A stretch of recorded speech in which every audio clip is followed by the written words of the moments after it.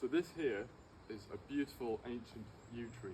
Now, dating a tree without cutting it down is quite difficult, and especially in such an ancient tree like this, because you've got all these holes and fissures through it. I mean, I can see right through to the other side there.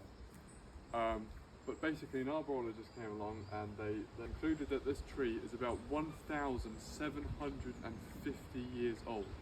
You can tell just by looking at it that it displays all the typical characteristics of an ancient veteran tree. You know, deep fissures, completely twisted bark, and yet it's still growing strong. Over the years, there's been a lot of limbs trimmed off, perhaps in an effort to keep the tree alive, possibly, or to prevent wind damage. But yew trees are among the oldest trees in the world and the oldest species of tree in Britain. Just, you know, quite a bit older than oak trees grow to, and oak trees are obviously what we call our ancient trees here, but yew trees outlive them by, you know, centuries or perhaps even millennia. Like I said, this tree has been estimated to be about 1,750 years old. And so here in this churchyard, it's likely that these trees were here long before the church was here.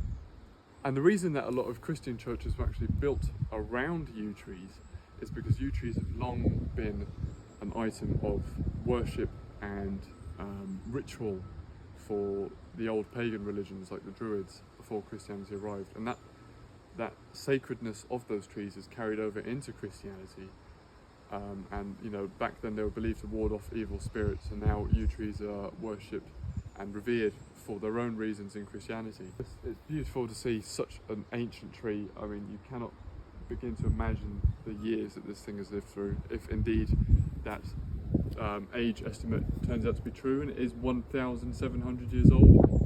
And this thing has lived through the Dark Ages, the medieval period, and everything in between. And today, although there are a few dead limbs and hanging dead branches, you can see that the tree is as healthy and thriving as ever.